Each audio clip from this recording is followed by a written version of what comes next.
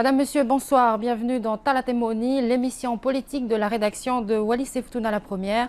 C'est une émission consacrée exclusivement à la chose politique sur le Fénois. Pendant 55 minutes, nous vous proposons des décryptages, du débat et des échanges autour d'une thématique ou tout simplement une actualité forte du moment. Dans ce programme, retrouvez aussi des questions directes aux invités, des questions posées par vous que nous aurons sélectionnées au préalable pour faire avancer le débat sur le plateau. Nous aurons aussi des contributions, c'est-à-dire des vidéos dans lesquelles vous livrez vos avis, regards ou critiques sur un sujet. Et pour ce premier numéro, Talatemoni reçoit ce soir Lauriane Tatao-Verger, présidente de la CCIMA, Chambre du commerce local, et Halahingoa Lauhea du Comité territorial des femmes et du FO, Union francophone des femmes françaises. Toutes deux sont des femmes de terrain. Tatao Lauriane Verger est issue du milieu de l'entrepreneuriat et précisons-le, elle est femme de politicien. Elle a également été la première femme à se porter candidate aux législatives en 2012. Halahingoa Lauhea est quant à elle très engagée dans le milieu associatif. Après plusieurs années en métropole, elle rentre au Fénois et s'engage dans des associations. Halahingoa est également attachée parlementaire depuis près d'un an aujourd'hui auprès du député Sylvain Brial. Et pour lancer le débat, mesdames, j'aimerais qu'on regarde ce trombinoscope. Il nous montre l'historique des élus politiques depuis 1992 à nos jours. Regardez, les premières femmes à entrer en politique n'apparaissent qu'en 1992. Donc pour la première mandature, 2 femmes sur 20 élus sont entrées en politique. Il s'agit de Maketa Lena Pilioko et Malia Sanele Moefana. Pour la mandature 97, encore 2 femmes sur 20 sont entrées dans l'Assemblée territoriale. Il s'agit de Coletta Tuifua et Bernadette Pilioko. Pour la mandature 2002, une seule femme, Malia Seleone Fultui, fait son entrée à l'hémicycle. Pour la mandature 2007, 2 femmes, Malia Sanele, restent et une nouvelle recrue arrive. Il s'agit de Malia Seleone. Pour enfin la mandature 2012, on voit 4 femmes faire leur entrée en politique, dont la future présidente de l'Assemblée territoriale, Nivaleta Iloai, et Savelina Vea est aussi une des premières femmes politiques de Futuna, Mireille Flitonga et Niki Feleu de Moua. Pour la mandature en cours, donc celle qui date de 2017, 4 femmes de la mandature précédente sont restées et on voit entrer 2 nouvelles figures qui sont donc Marie-Louise Seloui et Lavinia Tangane. Au total, 12 femmes sont entrées dans la vie politique depuis 1992 jusqu'à aujourd'hui. Mesdames, alors que pensez-vous de ces chiffres ? Bien sûr, de répondre à la question, Myrna, on tient tous deux quand même à adresser nos salutations à toutes les forces vives du territoire. Et pour revenir au fait à votre question, je pense que c'est déjà d'entrée, avoir la femme dans la politique, c'est quelque chose de formidable. Mais historiquement, ce qu'il faudrait, je pense, souligner, c'est par quelle porte, dans quel élément, bien sûr, la femme a intégré le milieu politique. Quand on regarde de près, on remonte au fait, bien sûr, avec Madame Pilioko, si je ne me trompe pas, avec l'historique qui a été... Oui, tout à fait, c'est bien cela. Donc c'est quand même une entrée, je dirais, qu'il faut remonter pour voir au fait par quel portail, justement, la femme s'est faite sa place au niveau des politiques. Et ce qui est intéressant de souligner, c'est tout l'ossature, au fait, du palette, je dirais, culturel, hein, au niveau de l'artisanat, qui a bien sûr rentre petit à petit dans une structure en fait d'économie dans un premier temps, premier jet, et que la femme, justement, par volonté politique, se fait sa place pour avoir sa voix, bien sûr, au niveau de l'Assemblée territoriale. Mais est-ce que, excusez-moi de vous couper, Halahingoa, est-ce que en 30 ans, 12 femmes, ça vous paraît correct ou c'est insuffisant ? Je dirais qu'on est aussi à la cadence locale. Hein. Vous savez, quand on parle politique en matière au fait de femmes, c'est vraiment prendre en compte 2 temps en un. À Wallis et Futuna, notre rythme, ce n'est pas la métropole. Donc, se faire sa place au niveau politique, c'est quelque chose. Mais constater qu'il y a déjà des femmes au nombre de 12 actuellement, comme vous venez de le souligner, c'est déjà pour moi une victoire. Et il faut continuer dans cette perspective avec bien sûr l'engagement actuel. On est plusieurs maintenant à être formés, à être sortis, à suivre l'évolution. Et c'est quelque chose qui va en vol plein, quoi. Est-ce que vous partagez son avis, Tata Ouverger? Tout d'abord, pour ma part, les salutations à toutes les instances de ce territoire et à tous les spectateurs qui nous écoutent ce jour. Pour la question par rapport à la femme, pour moi, pour 30 ans, il ne faut pas oublier qu'on est français depuis 61. 30 ans, pour moi, l'arrivée de la femme, ce que vous venez d'annoncer au niveau du chiffre, je crois qu'il y a quand même une évolution depuis 92. Et on est dans une bonne voie, mais il reste à faire. Je crois que l'arrivée, c'est partout dans le monde, hein, par rapport au niveau national. Ça a été aussi une révolution, l'arrivée de la femme en politique. Donc pour Wallis et Futuna, on est décalé par rapport à la métropole, mais bon, on y arrive et que c'est en bonne voie. Et j'espère que l'arrivée de la femme va apporter quand même quelques modifications dans la façon de voir les choses sur tous les secteurs. Donc si j'ai bien compris, toutes les deux, vous partagez plus ou moins le constat selon lequel c'est un chiffre convenable.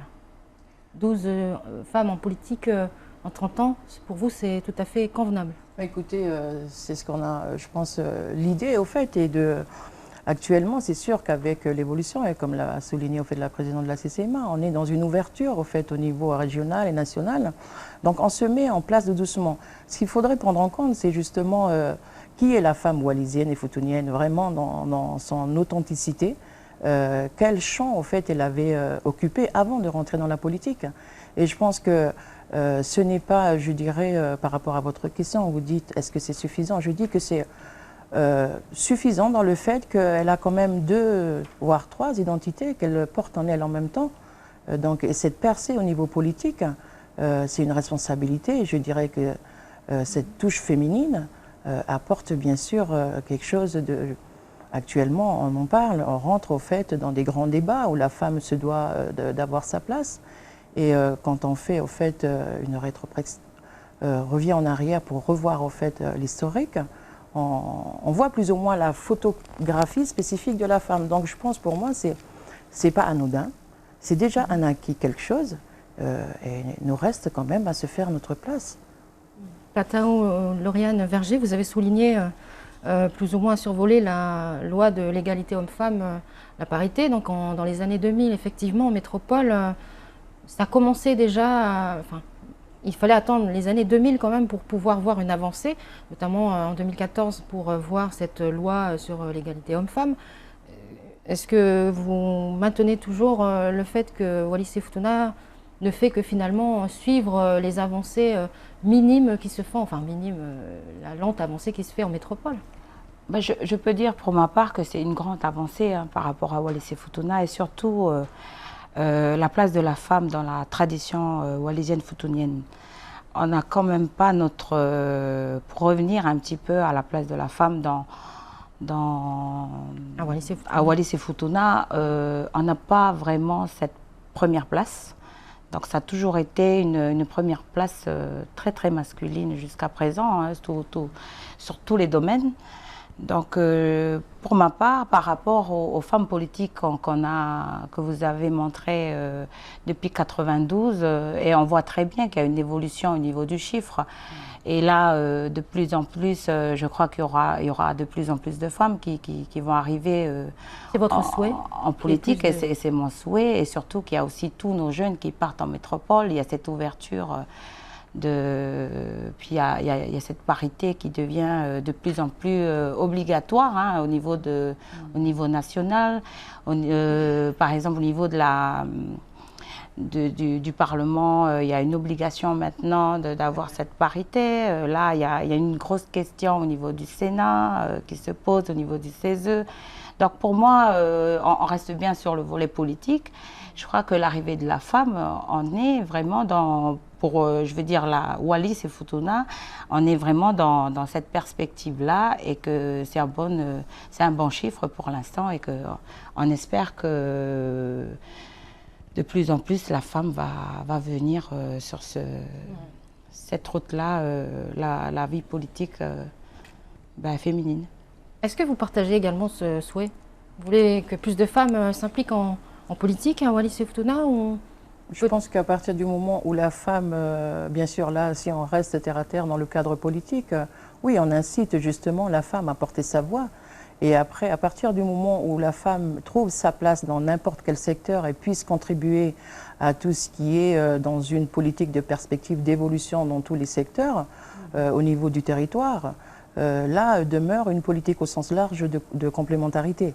Mais justement, oui, on motive bien sûr les femmes, et c'est important que la femme puisse justement s'émanciper, s'accorder d'autres rôles. Quand on regarde au niveau au fait familial, elle est quand même une femme qui coiffe toute une palette au fait de, je dirais, de conditions par rapport à la femme wallisienne traditionnelle futunienne, quoi. Donc c'est juste un report justement de perspective et d'actionner le potentiel via l'expérience, via au fait l'éducation, qui nous permettrait de participer au cercle politique au fait de Wallis et Futuna. Justement, on va voir que les femmes s'impliquent, peut-être qu'elles s'impliquent un peu moins en politique, mais dans le monde économique, elles s'impliquent beaucoup. On va voir ces chiffres justement.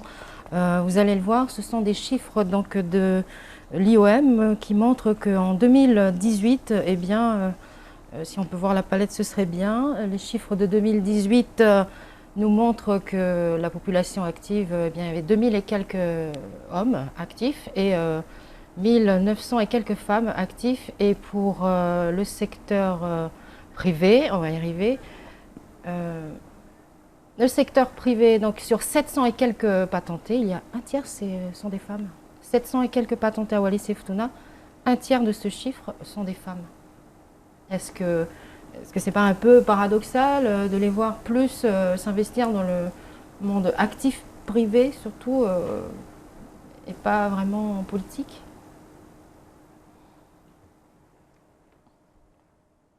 À vous l'honneur. Je crois pour répondre à votre question, Myrna, par rapport à la femme entrepreneuriale, je crois que les Polynésiens, les Polynésiennes, c'est des femmes, je peux dire que c'est des femmes entrepreneuriales. En faisant quelques réunions au niveau de la région, on voit bien que la femme vraiment occupe vraiment une place importante au niveau de l'entrepreneuriat. Et c'est pour cela que ça ne m'étonne pas au niveau des chiffres. Hein. Un tiers, c'est des femmes. Et je crois qu'entre nous, une femme au foyer qui gère sa famille, c'est elle un peu qui a une vision globale des choses, qui fait plusieurs choses à la fois. C'est pas pour dire que les hommes... mais la femme, c'est elle qui fait bouger les choses. Du foyer jusqu'à pour chercher surtout qu'à Wallis, 20% sont des actifs.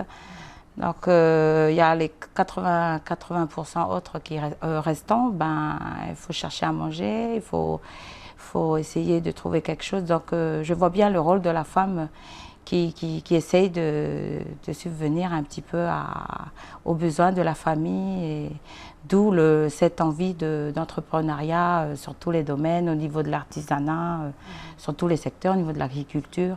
Il y a vraiment cette ils travaillent plus que les hommes, en fait, non? C'est pas pour dire, je veux dire, on peut dire qu'il y a quand même une différence. La femme, elle peut couvrir pas mal de choses. Elle peut être femme au foyer, s'occuper de plein de choses à la fois. Et je parle en tant que femme au foyer et en tant que mère. Et nous, je peux dire que la femme s'occupe de pas mal de choses à la fois. Donc les hommes, pour ma part, c'est quand même se concentre sur ce qu'il fait, par exemple, sur son travail. Il ne peut pas faire pas mal de choses. La plupart de ce qui se fait au niveau de la maison, c'est la femme qui est toujours là. Alors, on dit souvent également qu'avant de faire le grand saut en politique, eh bien, il faut faire ses preuves sur le terrain un peu dans la vie active. Enfin, c'est ce qu'on dit ici à Wallis et Futuna. On dit souvent qu'il faut faire ses preuves avant de vouloir diriger un pays. Oui, C'est un peu ce que dit vous dans savez, le fond Tata. je pense que ça en vaut la peine hein, de discuter, de poser bien sûr toutes les choses et toutes les définitions. Quand on parle au fait de politique, hein, politique c'est voilà, c'est vraiment la notion reçue au fait qui fait partie de l'instrument bien sûr du gouvernement. C'est quoi une politique réelle? Là on parle bien sûr de la femme et de son évolution, surtout par rapport au monde politico-économique, hein, parce que là vous venez de souligner des chiffres, bien sûr dans le privé où la femme perce. Et cette question, est-ce que vous pensez justement que la femme au niveau politique, donc je pense que pour arriver jusque-là, donner un élément de réponse, on revient à la femme typiquement traditionnelle. C'est que quand on regarde, comme l'a souligné au fait Tatao, c'est que la femme, elle regarde, enfin, elle a quand même son regard sur déjà au niveau du foyer. Après, quand on passe au fait au niveau coutumier, traditionnel, c'est les mains des femmes qui justement s'accoutument à tout ce qu'il faut au niveau coutumier quand on regarde au fait nos propres règles de vie. Et au niveau politique maintenant, parce qu'on rentre, on parle au fait d'économie et aussi en parallèle l'émancipation de la femme, c'est un transfert justement de son portefeuille de conditionnement en fait et d'occupation dans son espace foyer familial, et puis qui viennent à son espace bien sûr d'engagement au niveau de sa tradition coutumière, qui justement maintenant au sens plus large, parce qu'on rentre dans la vie économique politique, la femme se fait sa place. Donc tout autant dans le privé avec bien sûr un premier portail et le levier important qui était artisanal, d'où les premières femmes qui arrivaient justement à l'Assemblée territoriale, on en voit, quand on regarde de près, l'évolution de la femme se fait par transfert de compétences de son foyer familial en tant que mère de famille avec toutes ses occupations, de la femme avec sa coutume et ses traditions, et bien sûr la percée au niveau de la femme contemporaine française avec une activité financière. C'est pour cela qu'on essaye maintenant, avec des chiffres bien sûr qui sont peut-être très peu pour une critique, mais qui sont là, et que justement avec ce besoin immédiat d'apporter une sécurité à son enfant, émane justement ces percées au fait au niveau de l'entrepreneuriat du privé, que la mère de famille, que la femme justement s'affirme pour répondre à un besoin. C'est vraiment le besoin du pouvoir d'achat, parce qu'on rentre dans la vie économique politique. Donc voilà un peu ma réponse, Myrna. Donc clairement, en fait, la femme n'a pas forcément besoin de montrer ses preuves et chercher du travail et, je ne sais pas, être une super entrepreneur avant d'entrer en politique. Oh, Pas besoin de ça finalement. Je pense que c'est quand même bien, non? Si, il faut. Un minimum de... À la racine, il faut déjà être convaincu et avoir foi au fait de ce qu'on fait pour pouvoir projeter. Après, est-ce qu'on projette justement pour disposer d'un pouvoir d'achat, une consommation immédiate pour répondre à un besoin immédiat du foyer, ou soit on projette justement pour pouvoir avoir un éventail au sens plus large pour aider justement au niveau social. Donc il faut, je pense, une bonne formule, comme vous l'avez dit, hein, est-ce qu'il faut être sur le terrain, faire ses preuves? Bien sûr. Donc c'est en faisant ses preuves, avec l'expérience, qu'on acquiert de l'expérience et qu'on essaie de se cadrer, plus ou moins quel levier plus important pourrait nous amener à faire évoluer les choses. Donc on retrouve bien sûr les femmes dans le privé, et je pense que ce n'est pas quelque chose d'anodin, ça suit l'historique même. La seule chose qui change, c'est la donne du foyer au niveau coutumier et bien sûr le transfert au niveau du marché économique. Ce que vous dites est très important, on va l'aborder en troisième partie d'émission avec culture et tradition politique. Mais pour l'instant, nous allons passer à la deuxième partie de l'émission avec les contributions, des vidéos de deux personnes. Il s'agit d'Honorine Koenig-Filisica et Sam Amarou. Honorine est conseillère municipale à la mairie des Mureaux dans les Yvelines, et Sam Amarou vit à Wallis depuis près de 2 ans. Il est influenceur, ce qu'on appelle un influenceur en politique dans le Pacifique. Tous deux constatent, contrairement à vous, qu'il manque cruellement de parité ici à Wallis et Futuna, et préconisent même des solutions. On va les écouter. Les femmes wallisiennes et futuniennes sont insuffisamment représentées, seulement 6 femmes sur 20 élues à l'Assemblée territoriale, aucune femme élue nationale représentant du territoire. Malgré tout, on peut considérer qu'il y a quand même une avancée avec la présence des femmes élus territoriaux, dont une a occupé la présidence de l'Assemblée territoriale. Il faut donc continuer dans ce sens et arriver à la parité hommes et femmes. Pour y arriver, la mise en place de formations est souhaitable pour suivre et accompagner les femmes, pour les initier ou leur apporter un complément de compétences au sein de leur parcours politique. Je pense qu'il manque de femmes dans la politique ici à Wallis. Hein. Parce que pour moi, la femme, c'est l'équilibre de l'homme. Hein. Ce n'est pas une question de parité. Une parité, c'est comme si l'homme partageait son gâteau avec la femme. Hein. Mais le fait d'avoir un équilibre, là, ça colle mieux à la femme. La culture maori a toujours fait en sorte de forger des personnes, comment on va dire, qui ont du caractère fort physiquement et même mentalement. Hein. Par contre, l'histoire de la femme occidentale, elle est un peu, comment on va dire, elle est complexe du fait que le machisme de l'homme a toujours fait qu'elle se retrouvait, comme on dit, se retrouvait après l'homme. Hein. Alors que chez nous, dans notre culture, à nous, dans le Pacifique, chez nous les Maoris, la femme a toujours été à l'égal de l'homme. Je pense que, si on détaille bien, je pense que ça part d'une éducation. Hein.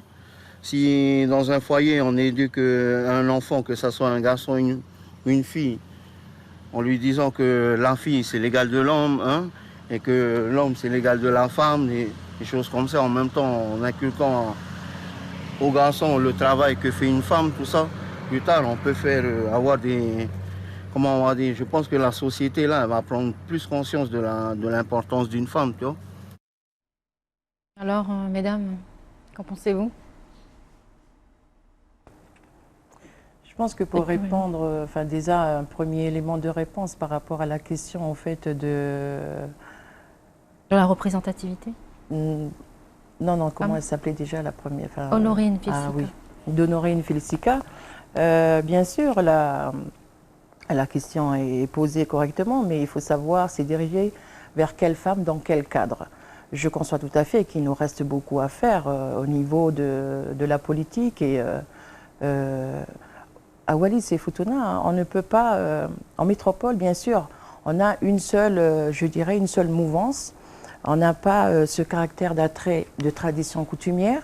On n'a pas toute la palette au fait d'argumenter pour pouvoir correspondre à un modèle justement d'économie et de développement pour que la femme puisse avoir sa place.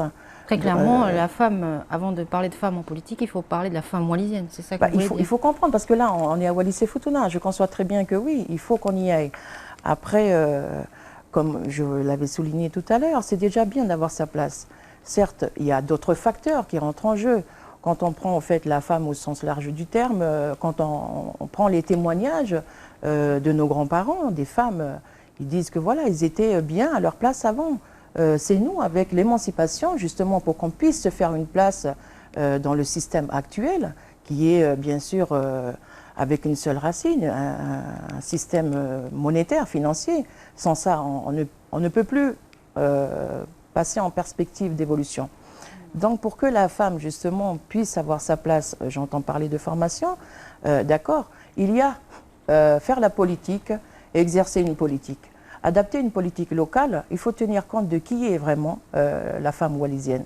Donc, dans toute sa splendeur, avec tous les instruments en fait que la femme, via la parité, via bien sûr, tout ça, c'est des luttes, bien sûr, pour qu'on en parle, parce qu'on dépend de la métropole.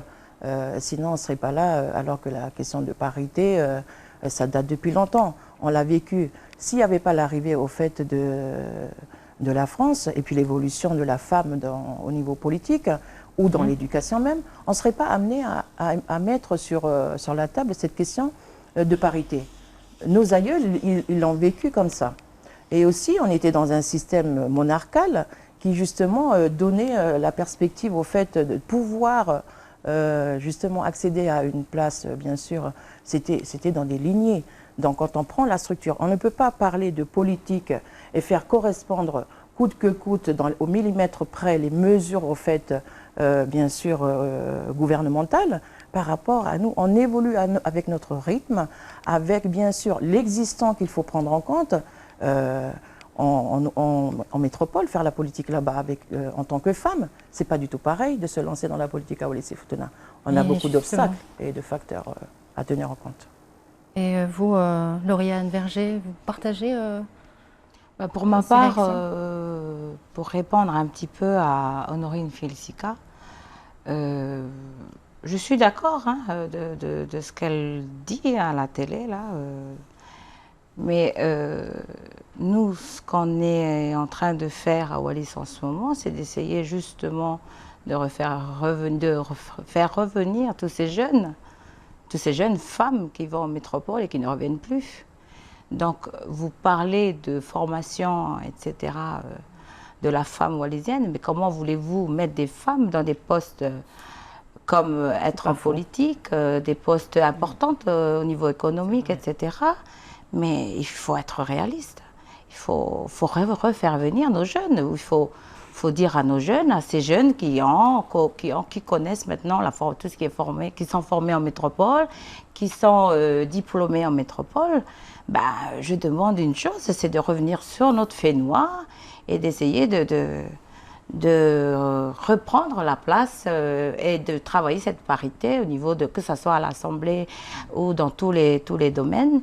Mais on revient à ça, à ce problème-là. Nos jeunes, refaire venir tous ces jeunes qui sont partis.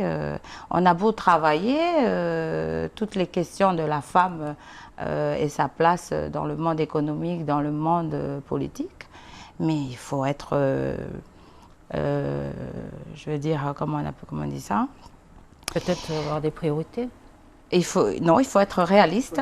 Il faut être réaliste et je demande à tous ces jeunes d'être conscients de cette question-là. Si on veut travailler cette parité, ce n'est pas une question de parité juste pour faire joli et faire du homme-femme. C'est commencer à refaire venir tous ces jeunes qui sont sortis du territoire pour des études ou des formations, de revenir sur ce territoire et essayer de relever un petit peu ce territoire sur tous ces domaines, politiques, économiques, etc. Parce qu'on a beau râler sur pas mal de choses, pourquoi on prend des postes de Papalani sur des postes importants? C'est parce qu'on n'a pas cette matière grise qui est importante sur le territoire. Donc la première chose à faire, si on parle de parité et surtout de femmes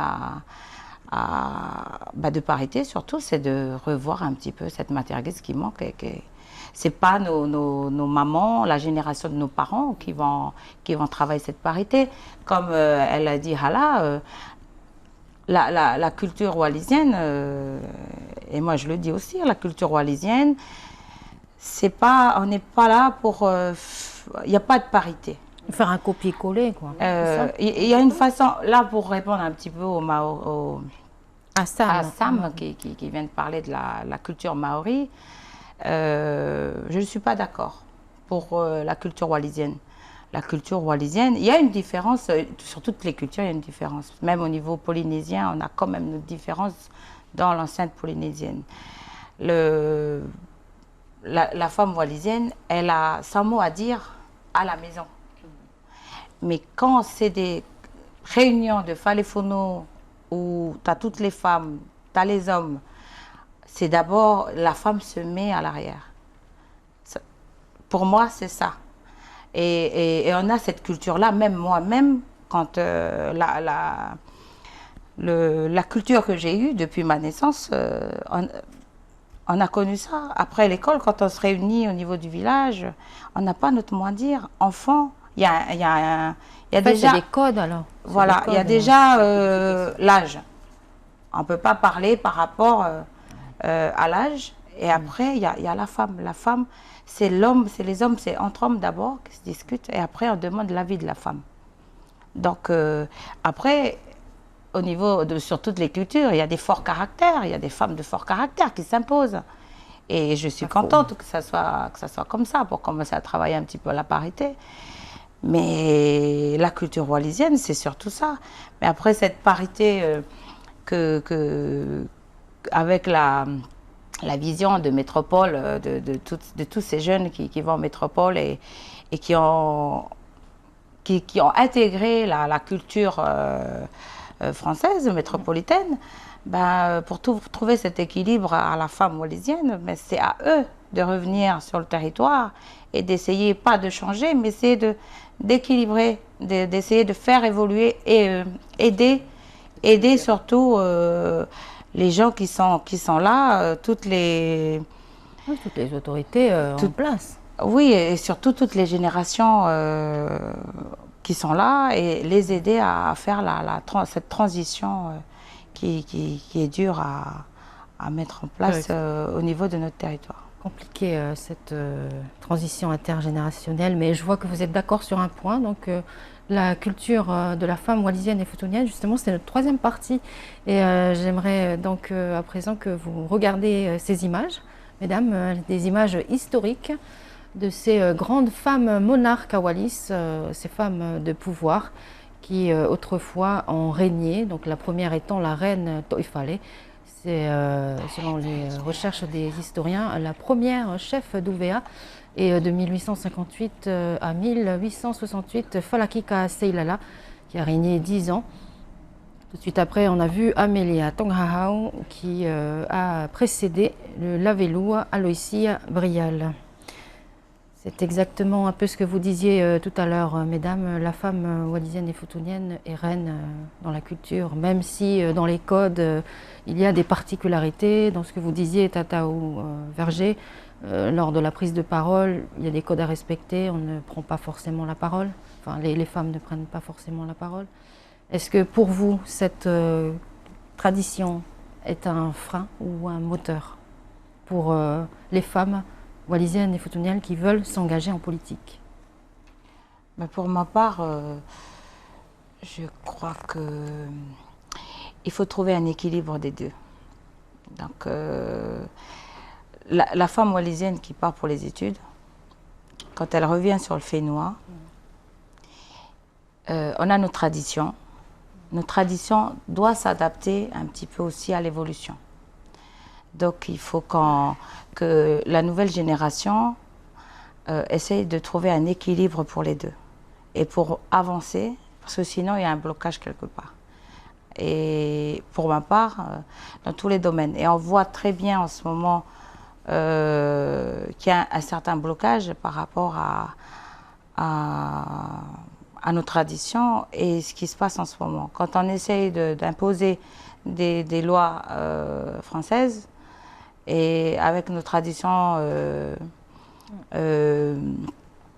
tout de suite, il y a un blocage. Donc, il y a un gros travail à faire des nouvelles générations.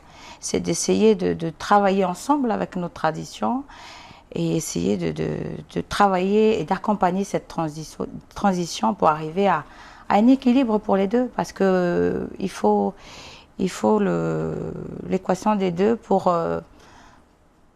avancer tout en restant dans nos traditions, parce qu'on adore nos traditions, on veut la sauvegarde de nos traditions, mais ce n'est pas en s'arrêtant, en mettant des blocages pour dire parce que voilà, on ne va pas faire ceci, parce que nos aïeux, ils ont dit que ça soit comme ça, et à côté de ça, on veut être français, et on veut changer les choses.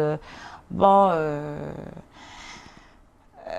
il faut vraiment, il y a un gros travail à faire de transition et de la tradition ensemble avec la modernité pour que ça aille ensemble.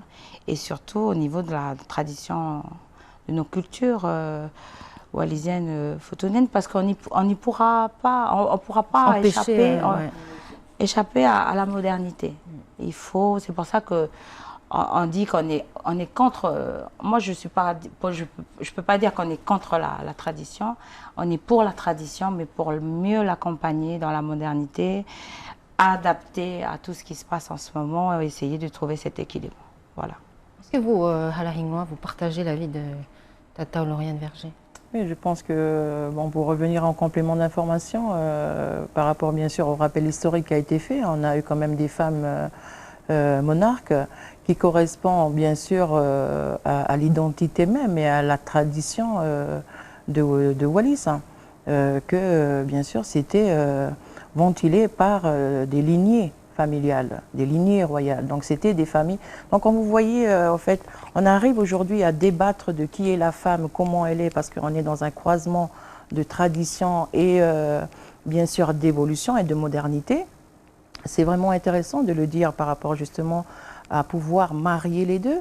On part au fait d'une monarchie qui était bien posée. On arrive jusqu'à aujourd'hui, on en parle, il faut le dire, la situation coutumière tâche énormément au niveau des relations sociales et publiques. Et c'est quelque chose qu'il faut le dire haut et fort.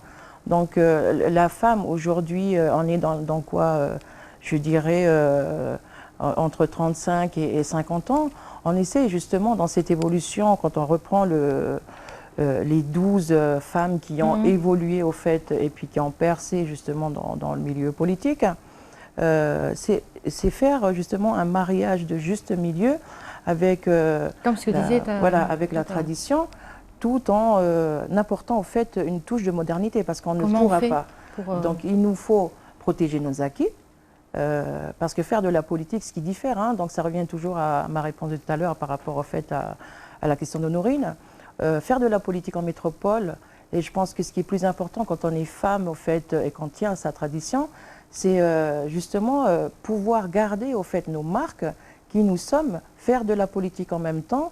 On le sait, la femme wallisienne a cette capacité d'adaptation qui fait qu'elle peut marier les deux tout en gardant bien sûr une bienveillance par rapport à qui elle est, à sa tradition et la touche d'évolution parce qu'on rentre dans des instruments bien sûr qui correspondent à notre identité française. Donc vous voyez, c'est des identités qu'on doit marier et qui créent la femme qui nous sommes aujourd'hui, d'où justement cette émission qui, si on revient 10 ans en arrière, on n'a pas, je pense qu'à l'époque, on ne pouvait pas penser faire une émission de telle. Donc c'est l'évolution qui fait que, et on se dit, je pense que toute idée politique d'avancer pour la femme se doit d'être complémentaire. On n'est pas là pour faire de la politique, pour confronter notre identité coutumière et notre identité française avec bien sûr notre connotation de support religieux, parce qu'il ne faut pas oublier. Donc il faut savoir évoluer avec ces trois identités, ça nous colle à la peau, c'est ce qui fait la femme wallisienne, tout en essayant de créer quelque chose. On a la structure posée, toute la réglementation posée au niveau politique, et à nous de nous confirmer, de nous affirmer dans cette évolution. Donc je pense que la femme se doit d'être complémentaire avec bien sûr ces trois identités-là, et aussi au niveau politique du territoire, elle se doit d'être dans une politique constructive, pas dans une politique de condamnation, ça nous amènera nulle part. Justement, excusez-moi de vous couper, on va écouter Mathilde Tali qui rejoint un petit peu ce que vous dites, pas vraiment exactement dans les mêmes, avec les mêmes termes, mais on l'écoute, vous allez voir. Ça peut être un frein à la culture et la tradition dans la mesure où la femme est reine, c'est-à-dire que l'homme ne l'a jamais placée en première ligne dans le combat. Et donc la politique, c'est un combat permanent. Même si la politique, c'est le travail pour l'intérêt général, c'est le travail pour le bien de la société, ce qui correspond au rôle de la femme hein, dans la vie de tous les jours. Et la femme, elle a quand même des qualités qui sont incontestables. Hein. Quand je parle de la femme wallisienne et futunienne, elle est sage, elle est clairvoyante. Mais je pense que la difficulté pour les femmes d'accéder en plus grand nombre à l'Assemblée territoriale, c'est parce qu'il y a toujours cet esprit, c'est l'homme qui est toujours avant. Le fait que l'homme s'impose, qui considère que la femme n'est pas à sa place si elle mène le combat, je pense que c'est ça. Mais ce que je souhaite aux femmes d'aujourd'hui, c'est qu'elles continuent à avancer. Parce qu'on peut toujours avancer tout en restant fidèle à ses traditions. Même si à un moment donné, on se demande comment on peut conjuguer, comment on peut concilier, rester fidèle à des valeurs et répondre à des exigences d'une politique politicienne. Ça, c'est le problème. Et je pense que chaque femme arrivera à conjuguer suivant son tempérament et suivant sa conception de la politique. Réaction, mesdames? En fait, il faut suivre son destin. C'est quand même, je pense que Mathilité fait quand même partie de ces figures de femmes qui ont quand même œuvré sur le terrain. Ça revient bien sûr à souligner l'argument que vous avez annoncé tout à l'heure pour faire la politique, voilà, comme Tataou qui est active sur le territoire quand même et qui est actuellement présidente. Je pense que c'est ça Wallis et Futuna. C'est qu'on ne peut pas être parachuté, même si on a fait l'ENA ou Bac plus 10 en métropole et qu'on voudrait faire de la politique directement à Wallis et Futuna. Donc il faut être dans le vif du sujet, comprendre comment on évolue, comprendre comment le social grande. Parce qu'on a en fait une spécificité. Si on prend en fait les mesures et on les casque, parce qu'on se dit c'est meilleur là-bas, c'est comme ça en métropole, c'est comme ça, ça va être meilleur pour Futuna, pour Wallis et Futuna, c'est là une plus grande erreur. Donc on se doit de se construire nous-mêmes avec ce qu'on a. Donc concilier nos valeurs bien sûr avec pas une perspective de politique de compétitivité. Et c'est là où si on part comme ça, on achève, on est une nouvelle génération. Il nous faut marier, bien sûr, nos connaissances et nos compétences pour pouvoir justement dessiner le lendemain politique de la femme à Wallis et Futuna, tout en étant, bien sûr, avec une main bienveillante par rapport à nos traditions et valeurs de l'acquis, et puis ouvrir justement cette perspective d'évolution qui nous permet, pas que pour nous, parce qu'on construit pour nos enfants aussi. Et c'est là, justement, un rôle important ou faire de la politique à Wallis et Futuna. On se doit de prendre tous ces paramètres. On n'est pas que femmes politico dans les mesures et puis dans la formation de base voilà, de politique, de droit politique. Pas du tout. Je rappelle, Hala, quand même qu'ici, on fait quand même de la politique très différemment par rapport à la métropole. Mais c'est parce que si on entre, c'est pas qu'à Wallis et Futuna. Vous avez autour du monde, au niveau régional et même au niveau international, tous ces peuples justement qui reviennent à faire valoir leurs droits. On a la Nouvelle-Calédonie à côté, on a la Polynésie à côté.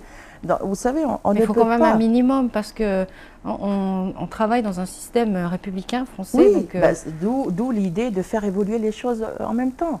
Je ne vous parle pas de traditionnalisme extrême, pas du tout. C'est justement partir de là pour pouvoir construire. Parce qu'il ne faut pas oublier quelque chose qui est important, c'est qu'on vit actuellement le côté bénéfique du statut de 61. Ils l'ont mis en place. Nous, on parle actuellement de formation d'intelligence avec des codifications qu'on les pose. Ce n'était pas la même notion il y a en 1961 ou en 1957. Donc vous savez, l'évolution en fait qu'on donne des écrans de codification pour pouvoir stimuler des vérités qu'on puisse mettre dans le flot de l'évolution. Donc au niveau social, au niveau économique, on parle de politique, la femme wallisienne et tout ça. Et c'est une richesse et c'est énorme. Donc ça revient à inviter justement tous nos jeunes, comme l'avait dit Tata tout à l'heure, de revenir sur le territoire et puis construire ensemble. Et ça, c'est ce que je souhaite. C'est compliqué de construire ensemble alors qu'on sait que coutumièrement, c'est divisé. Mais je pense que c'est une idée au fait fixe. Nos générations, c'est intergénérationnel, on le sait très bien. Comme l'a dit Mathilde Tali, la femme est relayée bien sûr au second plan. Mais si les femmes sont là, si on est là aujourd'hui, ça justifie bien qu'on peut faire bouger les choses et les lignes. Donc pour moi, il n'y a pas de fatalité. Il n'y a que des solutions. Mais il faut juste les emmener ensemble en même temps. Partager son avis, c'est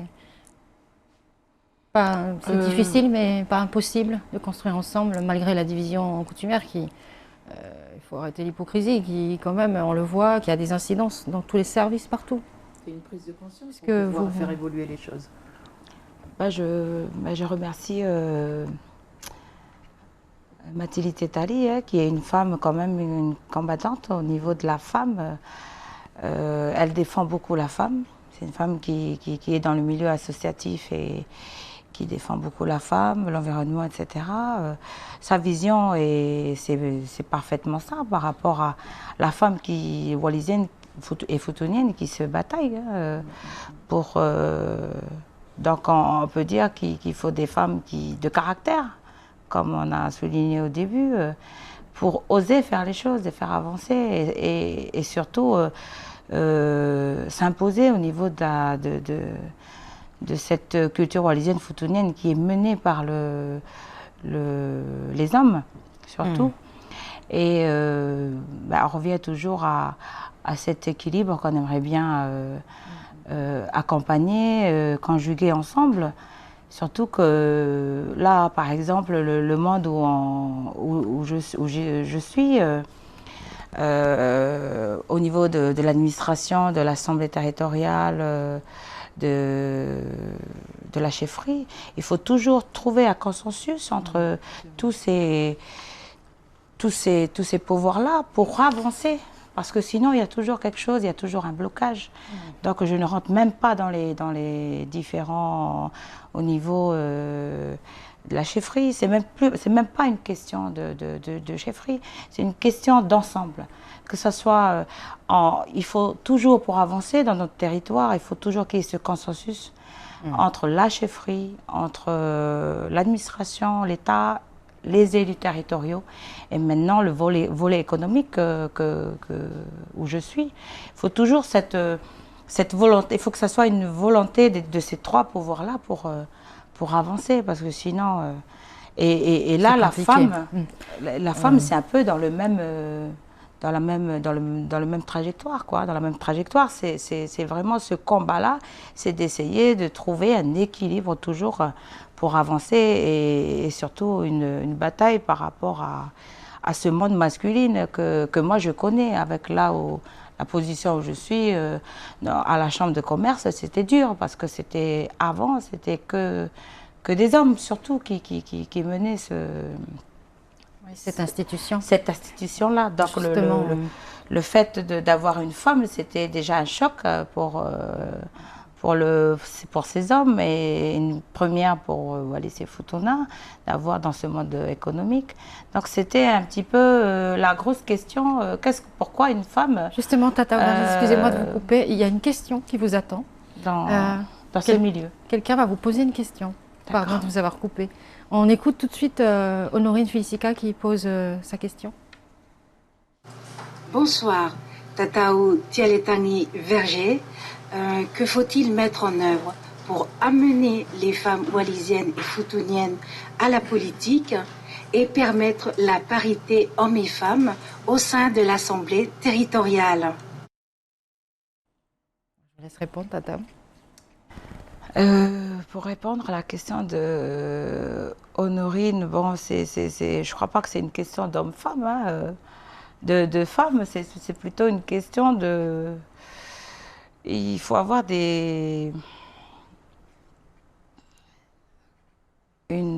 vision des choses, déjà. Je crois que c'est pas un problème de... Oui, vous avez parlé tout à l'heure que pour vous, l'évolution de la femme en politique est plutôt correcte pour vous, donc vous n'aspirez pas à plus de parité? Vu déjà l'évolution, on est dans une bonne voie au niveau de l'évolution du nombre de femmes dans le monde politique. Mais pour inciter les femmes à aller dans cette voie-là, c'est surtout il faut trouver des femmes qui ont une volonté d'avancer, comme on dit, un fort caractère aussi, et qui ont une vision des choses politiques. Parce que la plupart, quand je vois maintenant les jeunes qui arrivent sur notre territoire, c'est des jeunes qui veulent rentrer à l'administration, un poste tranquille et avoir un salaire à la fin du mois. Donc, pour moi, on revient toujours à ce que j'ai dit au début. On a besoin de ces jeunes qui sont partis et il y a beaucoup de jeunes de l'extérieur qui aimeraient faire des choses, qui ont une vision politique. Et du coup, vous voulez dire que, Claire, on a l'impression que la femme wallisienne est naturellement résignée. Je crois qu'il faut laisser faire les choses. Je crois que c'est pas vraiment la femme wallisienne évolue normalement. Moi, je trouve que par rapport aux résultats j'ai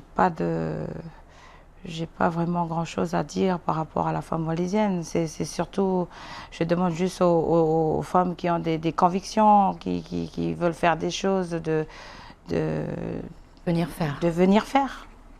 Parce que dire les choses, c'est une chose, mais faire les choses, C'en est une autre. c'en est une autre, voilà. Et justement, la dernière question est pour vous, Halahingwa Lauréat. On va écouter Honorine qui vous parle directement. Bonsoir Halahingwa Lauréat. Ne pensez-vous pas que votre investissement pour la place des femmes au sein de notre territoire devrait se traduire par un engagement politique pour affirmer encore plus? C'est exactement un peu la conclusion de Tata Oumar. Que répondez-vous à Honorine Halahingwa? Oui, c'est une question qui vient en complémentarité par rapport à la question qui a été posée à Tata. Je pense que la finalité des choses, au fait, à Wallis et Futuna, pour une femme qui veut faire de la politique, c'est ça. C'est l'engagement au niveau politique. Pour vraiment apporter un complément par rapport à sa première question, c'est qu'on se doit de doter justement de cette bienveillance en tant que mère. Je reviens toujours sur ça parce qu'on ne peut pas faire avancer les choses avec une motivation subite. On doit faire avancer les choses avec l'historique ancré en nous par cette note de tradition identitaire et justement pouvoir projeter au niveau politique par rapport à des actions déjà concrètement données au niveau du terrain. Donc que ça soit bien sûr au niveau de la politique au sens du terme, je pense que la femme wallisienne et futunienne se doit déjà dans un premier temps de gommer le codage qui a été reçu premièrement. Pourquoi? Parce que là, je reviens sur le fait qu'on appelle nos jeunes à revenir sur le territoire. On appelle nos jeunes à répondre et à avoir un écho sur qui ils sont réellement en tant que Wallisiens et Futuniens. Et donc, c'est quelque chose, c'est un attrait vivement important de le souligner. C'est qu'une projection, bien sûr, pour une politique se doit de doter justement d'instruments nouveaux, comme bien sûr se lancer bien sûr dans une politique économique, mais il nous faut avoir des assurances pour ne pas se perdre en cours de route. Donc c'est vraiment être en engagement politique à Wallis et Futuna, c'est pouvoir avancer tout en ne perdant pas sa racine. Donc concilier les choses, c'est le but à atteindre. Compliqué sur ces derniers mots. Vous voulez rajouter quelque chose, mais très brièvement, mesdames, pour conclure cette émission? Vraiment très brièvement. Juste pour conclure, pour encourager ces femmes, on parle de la femme, donc il faut oser faire les choses, il faut avoir des objectifs, des convictions et pouvoir s'imposer. Oser s'imposer. On peut dire que sur ce territoire, il faut oser s'imposer, oser dire les choses et surtout pour mieux avancer. Essayer de toujours, tout en restant dans cette volonté d'être toujours en équilibre avec les traditions, tout ce qui se passe au sein de notre territoire. Mais j'invite juste la femme à oser faire un pas par rapport à notre vie renfermée en tant que femme wallisienne futunienne. Et vous, très brièvement, s'il vous plaît, Halahingwa. Oui, je pense qu'à la base, c'est se constituer justement pour justement rester et pour voir en politique. C'est des valeurs à défendre, c'est une sécurité pour nos enfants dans les années à venir. C'est vraiment permettre de faire valoir en fait des acquis bien précis sur lesquels on vit en or actuellement et pouvoir construire avec bien sûr tous les instruments qui nous sont offerts aujourd'hui. Donc voilà un peu le résumé, Myrna. Merci beaucoup d'avoir osé, mesdames, et d'avoir accepté notre invitation. C'est donc sur ces mots que nous terminons ce premier numéro consacré à la femme wallisienne et futunienne en politique. Merci encore à vous d'avoir honoré notre invitation. Très belle soirée à tous sur La Première.